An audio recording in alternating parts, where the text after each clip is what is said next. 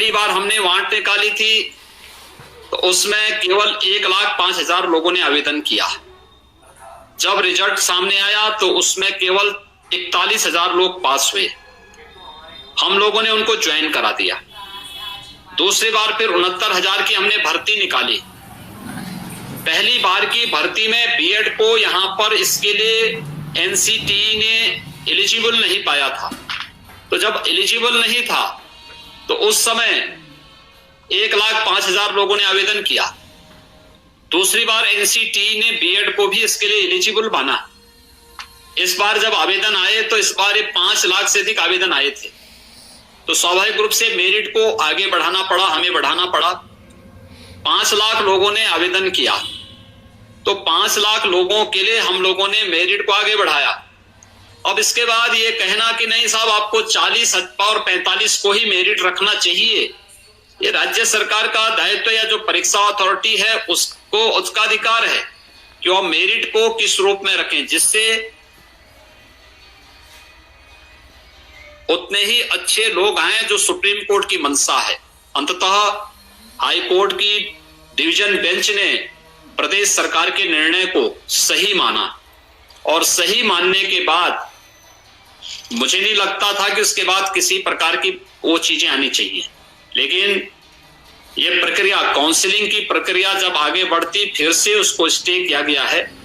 हम फिर से डिवीजन बेंच में जा रहे हैं और डिवीजन बेंच में जो सुप्रीम कोर्ट ने कहा है सारा कार्य उसके अनुरूप हुआ है और उन्हीं तथ्यों को फिर से वहां पे रखने जा रहे हैं। सरकार के स्तर पर कहीं कोई गलती नहीं। हाँ, कुछ लोग जरूर हैं जो हर अच्छे कार्य में, क्योंकि उनको अपने चंदे वसूली के कुछ माध्यम चाहिए। वो कौन लोग हैं मुख्यमंत्री जी, कौन लोग हैं वो? जो लोग नहीं चाहते हैं कि युवाओं को रोजगार मिल सके और वे लोग चंदा वसूली कर करके केवल और केवल हर एक मामले में पीआईएल दाखिल करके हर एक अच्छे कार्य में बाधा पैदा करने का प्रयास करते हैं। जब सुप्रीम कोर्ट कह चुका है जिस मामले में, मुझे लगता है उसके बाद तो कहीं कोई बात सामने नहीं आनी चाहिए थी। लेकिन ये न्याय की लड़ाई है और राज्य सरकार युवाओं के हित में इस लड़ाई को लड़ेगी और इसमें दूध का दूध और पानी का पानी रख करके रखेगी। कोई खामी नहीं।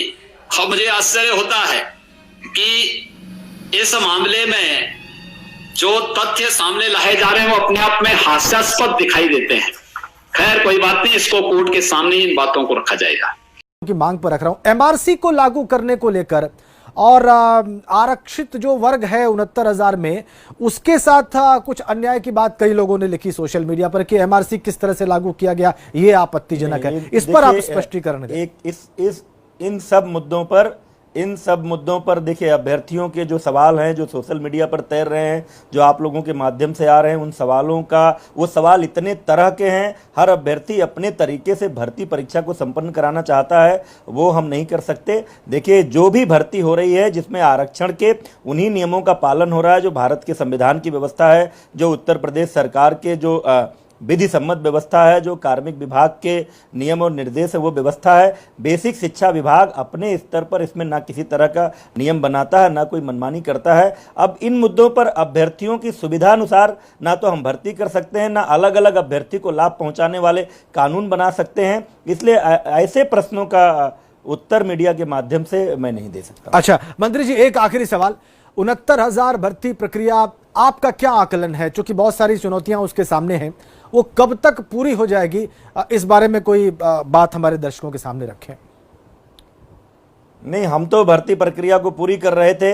अगर हमारे विभाग की कार्य योजना सफल हो पाई होती तो 6 जून को काउंसलिंग की प्रक्रिया पूरी हो जाती और हम अब तक तो बहुत सारे अभ्यर्थियों को नियुक्ति पत्र दे चुके होते।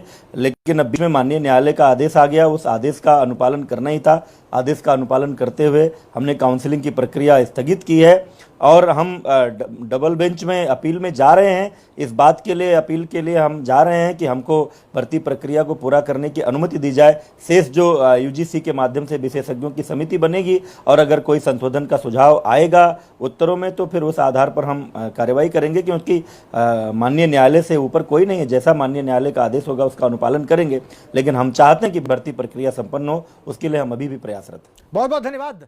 मंत्री जी बहुत